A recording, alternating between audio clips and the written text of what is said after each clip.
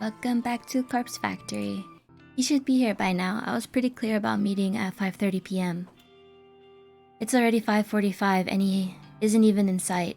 I thought for sure that he wouldn't miss a chance to meet up with me again. I can't contain my nerves. I try to tell myself that I'm only angry because of trepidation, and I'm not actually angry at him. This is a big moment for me. I've never once revealed my identity to anyone. I assume he will take it in his stride. I wouldn't be going through with this if I didn't firmly believe that. Hi. Oh, he showed. My neck jerks in reaction to the voice. There you are. I'm late? Yeah, bitch. I make a point of checking the time on my phone and nod. Sauce. Traffic? You drove here? No. Okay. What did you want to discuss? I have a request for you. And a Yes. confession. Oh. Kojiro's eyes widen and he looks me up and down. Knew it. Damn it. I blink and look down at the ground. He's known for some time. I was fooling myself thinking that my stupid attempts to erase suspicion of my identity were working on him. You're going to confess your love. Been waiting for this moment. Wait, no, that's not. Shh. No more words. I accept your heart. Kojiro, I don't. Call me Koji now. We're one. Oh my No need to God. be shy. Oh my god. Ugh. This isn't getting me anywhere. Thanks to my frustration and nervousness, I simply blurt out my true confession. I'm Corpse Girl. I know somebody's in the bush listening. Kojiro doesn't react. Well, he cocks his head a few degrees to the side, slowly and surely. If you can even call that a reaction to my sudden outburst. Yes? Okay. So, a kiss to commemorate our love? Did you even hear what I just said? Of course. I'm Corpse Girl. I'm the one behind the corpse photos and the deaths and. It feels kind of strange to say these things out loud. For some reason, it leaves a sour and bitter taste in my mouth that I can't swallow. Yes, I know. Knew it since our first noise chat. Our first noise chat? Remember? You messaged me late at night. Asked me if I knew about Corpse Girl. Is that what tipped you off? You assumed I was her just because I mentioned her? No. Then. How? How did you figure it out? You asked me to look up names. Names of Corpse Girl's victims.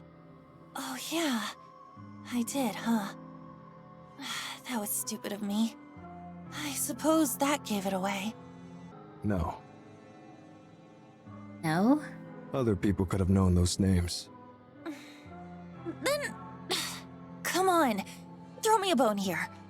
How'd you find out? You said you requested Eiichi Hanada's death. Eiichi Hanada, the guy who died in a traffic accident. I remember that I lied to Kojiro about being the one to request his death. It was the only way I could escape his suspicions at the time. If I remember correctly, it threw him off my trail for a while. He believed I was the one who requested the death, so that explained how I knew he was one of the Corpse Girl's victims. But if what Kojiro is telling me now is true, then my lie actually had the opposite effect. How did it make him figure out my identity? I don't understand. I confessed to requesting Eiichi Hanada's death. So what? That was a lie. Even so, I still don't understand. You're not making any sense.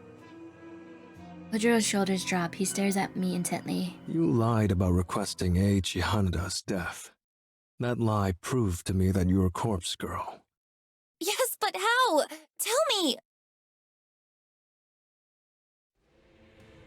Why is he scolding I me? was the one who requested Eiichi Hanada's death. Oh shit.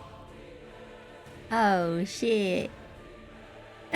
Kojiro's deadpan countenance makes his claim believable beyond all doubt. I feel the blood drain from my face. I submitted his photo to Corpse Girl's website. He lied too then. Imagine my surprise when you claimed that you did it. That lie made it clear. You knew his name. You knew he died. You knew he was Corpse Girl's victim. Ergo, you are Corpse Girl. Like my day's date, I can't fault his logic.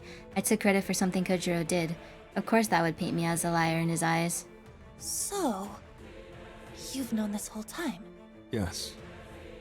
and yet, you still met up with me. And not just today, but at the cafe too. Yes. Aren't you scared of me? No, that's not the way I'd put it. You should be scared of me. After all, I requested the death.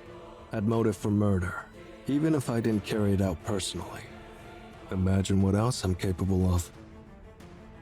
I subconsciously take a step back from Kojiro's suddenly looming form. From our discussions, I know you don't kill your victims.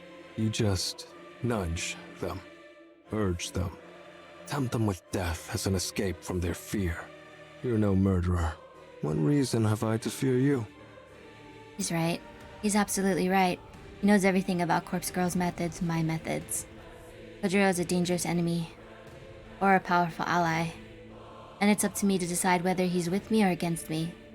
I recall our conversation at the cafe. He claimed he would support Corpse Girl if she came to him for assistance. He's a fan. He would support her obediently, no questions asked, as long as the price was right. So all I have to do is make him an offer that he can't refuse. Join me. Help me. Help Corpse Girl rid this fucking world of the fetid filth that infests it. I decide to quote a certain passage from a book that Kojiro himself gave me, a paragraph from Strange Flower that has stuck with me for some time. There's a certain beauty in death, a macabre certainty, an absolute state of finality. Nobel Sinclair. You understand what I'm talking about? You work with cadavers for a living. The dead can't hurt you. They can't betray you. They can't disobey, or object, or disapprove. Wouldn't it be better if we were all beautiful like that? Perhaps. Didn't expect Corpse Girl to be so vain. Is your motivation simply to impart your own ideas of beauty to the world? No, There's more to it. of course. Me, myself, Noriko, may be vain. But Corpse Girl isn't burdened by such petty notions. Her ambition is pure. Her ambition is crucial to the survival of the entire human race. Thought I had a big ego. You're so self-important. Both you and Corpse Girl. I don't expect you to understand. Not yet. But I've realized that I can't do everything alone. I need your help. I need cadavers. I see. What's in it for me? This is the critical point of our negotiation. It could all fall apart here if I don't offer something that Kojiro considers worth the risk. Question is, what does he want? What does he desire? I propose an equal partnership. You'll reap half of the benefits from Corpse Girl's work. This offer is a gamble, and I know that in the back of my mind. However, it was the only feasible solution I could come up with when I planned out this entire last night. This tactic relies completely on my assumed understanding of Kojiro's innermost desires. If I'm wrong about him, then this whole thing will blow up in my face. Corpse Girl will create more death than you could ever imagine. Think of all the fresh corpses you could get your eager little hands on. Kojiro shakes his head, his lips pursed in a thin line of disapproval. Sorry. Already got my fill of corpses. Morgue's full enough as it is. I narrow my eyes and stand my ground. I can't back down now. I'm so close to unraveling him and his secrets. You've always wanted to mimic Nobel Sinclair. I can see it in your face, in your very soul, whenever you praise his work. You want to emulate his actions and experience his escapades firsthand. You want to dress up corpses, take them out to dinner, perform all manner of bizarre social experiments with the dead. It's your passion. But living vicariously through Nobel Sinclair's books isn't enough for you anymore. And that's where your fascination with me, with Corpse Girl, stems from. As soon as you figured me out, you knew I was your gateway to satisfying your lust for the macabre. You work with cadavers all day, every day. But you can't get them out of the morgue with eyes on you at all times. But I can. I have the perfect plan on how to withdraw all the corpses we could ever need. Half of them for you, and half of them for me. An equal partnership.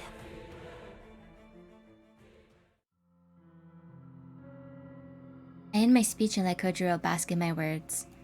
I hope I was convincing enough to sway him, and I pray that I'm correct about his sickest desires. His reaction isn't exactly what I was expecting.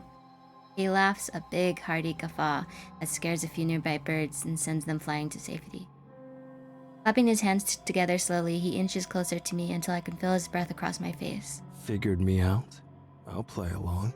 Say there's a way to get corpses out of the morgue without getting busted. Don't you think I'd have found it by now? Perhaps you're not as clever as you think you are. Perhaps, but you have the answer? I do. I guarantee it will work. A bead of sweat forms on the back of my neck. I'm not exactly bluffing because I have planned out this whole scenario in detail. But until I actually try to pull off such a maneuver, I can only speculate that it will work. I need to exaggerate my confidence long enough for us to rally together. Something about you makes you seem trustworthy. So be it. Consider us partners. Yes! For now. You accept? Sure. Don't make me regret it. But listen. What I do with my share of corpses is my business. He's probably No fucking nosing him. about. Got it? I know it. You still want to keep secrets, even if we'll be working together? Shouldn't we be open and honest and build a trusting partnership? Here's the deal. You don't pry, and I'll assist you with Corpse Girl's work. I'll help you craft your elaborate photos. No charge. I get privacy, you get an assistant. Mutually beneficial. Wouldn't you agree? I think about his offer. It's true that I don't really need to know what he's going to do with the corpses on offer. The whole thing is illegal already, so if he wants to take it further, that's not on me. And if I can get some assistance, it will surely help me churn out photos at a faster rate. I'll need muscle to move bodies for starters. That alone is worth keeping my nose clean. Okay, we have a deal. Glad to hear it. Kojiro extends a hand and I grip it as firmly as my frail bones will allow. We shake once and Kojiro offers me a surprisingly warm smile. His intense murderous demeanor suddenly vanishes and he reverts to his awkward alien self. Saw us about the love confession stuff before. Too late now, but I'd have helped Corpse Girl in return for a simple date. Ow. Seriously? Did I come up with some elaborate insight into his psyche and his desires for absolutely no reason? Was all he wanted a chance to take me out? No backing out now. You've got a deal, right? Right. Welcome to the team, Kojiro. Team Corpse Girl, huh? Well, it's good to be on board. My more connection, your schemes. We hoist piles of corpses out and split the stack 50-50. That the whole of it? To put it simply, yeah.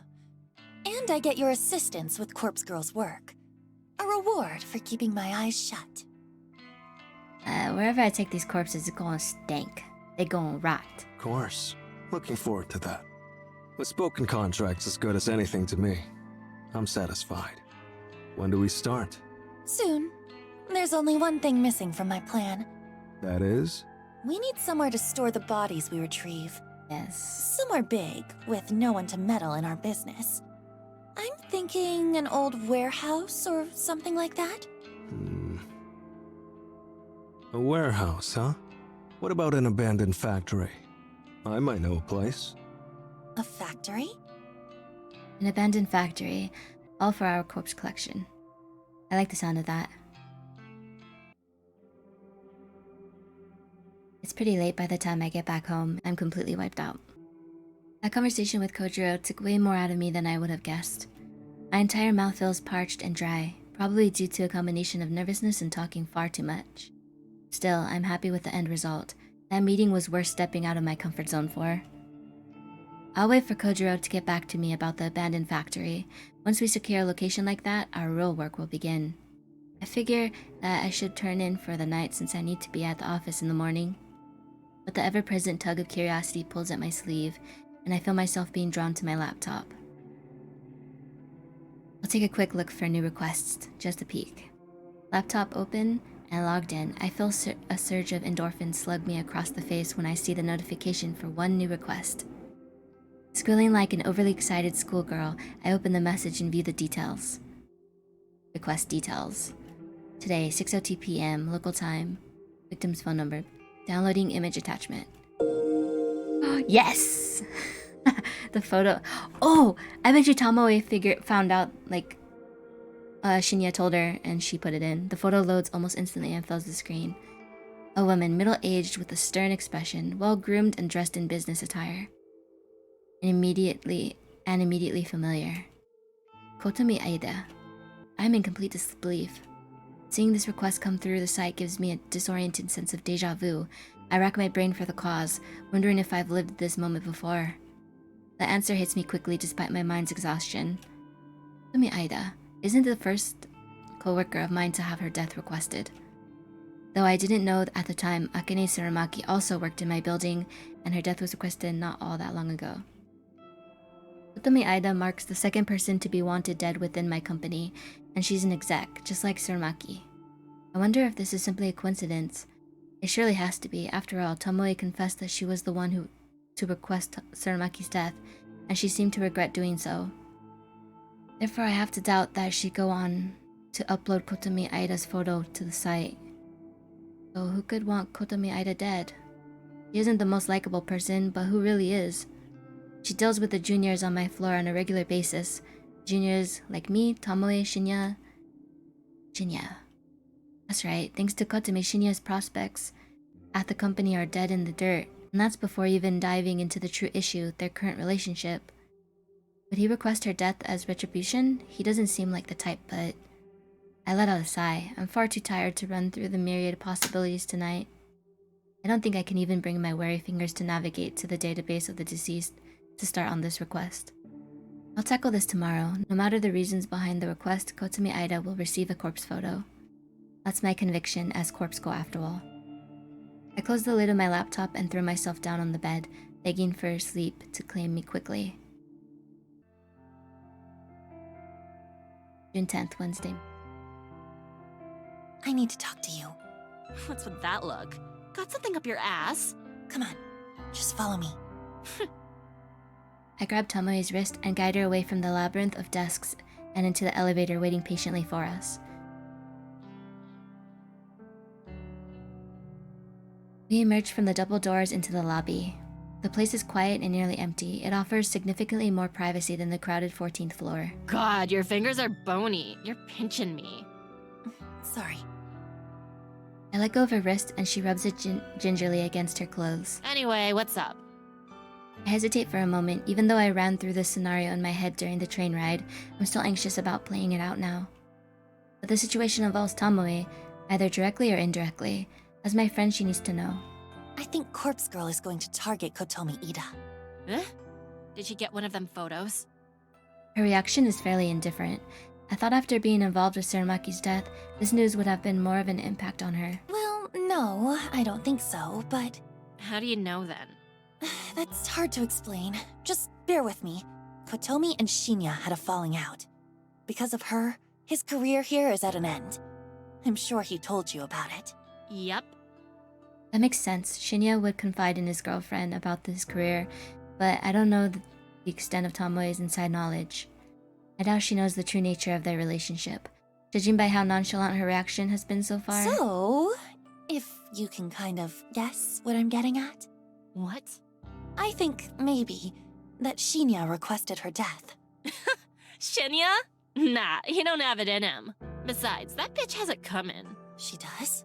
Yep.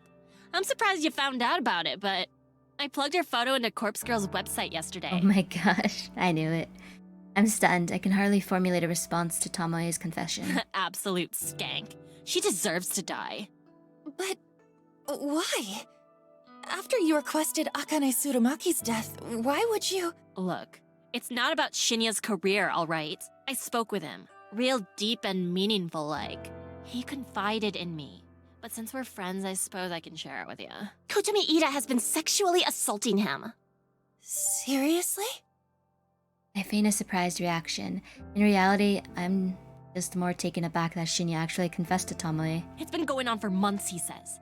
And now she's fucked his career up so he'll have no choice but to leave the company. He leaves, and she gets off free without anyone finding out about what she's been doing to him. I hate her.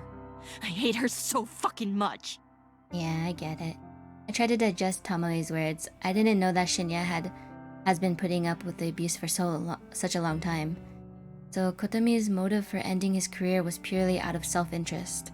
She was probably looking for a reason, any reason, to discard him, and that slight incident with Aoi was just good enough for her to seize. If he quits the company, she won't get found out. It's a simple plan, but utterly devious. We should tell someone what she's been doing. She can't get away with that. She ain't gonna get away with it. Corpse Girl's coming for her, remember? I can't wait to hear the news about Kotomi winding up dead somewhere. I hope she gets her throat slit. Yeah. But hey, how'd you find out about it? Tomoe cocks her head and gives me a concerned look.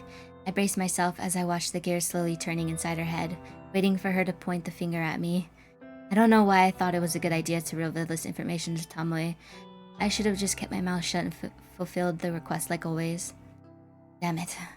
Why does my curiosity always get the better of me? I'm going to cause my own demise at this rate. I'm going... Oh, I figured it out.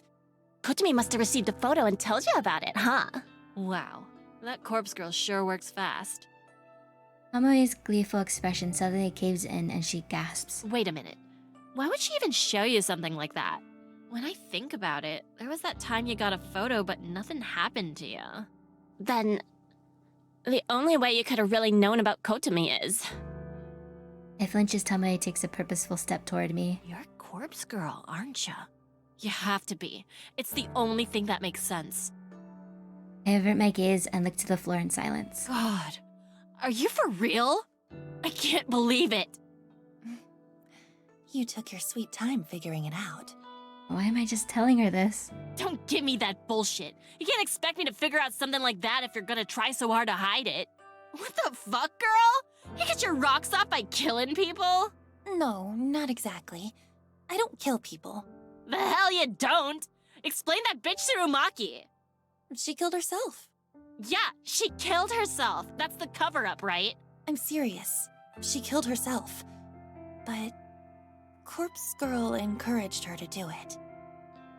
Tomoe blinks a few times, her face scrunching up and analyzing my blank expression. You're telling the truth. Holy shit. I can't believe this. You're really Corpse Girl? There's no going back now. After hiding my true identity for nearly a year, I've managed to reveal it to 2 people in less than 24 hours. I just hope I haven't made a fatal mistake. It's true. I'm Corpse Girl. Just gonna just write it on noise. Wow, fuck me, right? All this time I've been thinking you're just some goth skank with weird hobbies. But you're actually pretty fucking cool. You're actually doing something with your life. Oh my god. Huh? She's okay with it. I thought you'd be angry with me. Angry? Why would I be angry? God, this is the coolest thing that's ever happened to me. I'm friends with fucking Corpse Girl. And people said I'd never amount to nothing. Though it took me long enough to figure it out. I ain't the sharpest light bulb in the shed. I can't argue with that. Tomoe laughs and puts her arm around my shoulder. I shrink away a little, but her good cheer is somewhat infectious. I feel a flood of relief wash through my body. So, like, I gotta know. How many people have you killed? I said I don't kill people, remember? Yeah, you know what I mean. How many have offed themselves because of you? It's an embarrassingly small number. That's so? Oh, that's a shame. Listen, you gotta fill me in on all the juicy deets later, Kay. For now, please focus on getting rid of that bitch Kotomi. I'll do my best. Thanks, slut. Shinya and I will owe you one for sure. Tomoe swings around and looks toward the elevator. She turns back and gives me a thumbs-up gesture. This convo never happened. Got it? That's my line. You can't tell anyone about me and Corpse Girl. Please, who would I tell? Well, the police, for starters? Fuck 'em. I ain't a squealer. I'm on your side, Corpse Girl. Relax. Anyway, peace. Tomoe ducks away and leaves me standing alone. I really hope I made the right decision here. I suppose I don't have a choice but to keep moving forward. My first order of business should be to take care of Katomi Aida.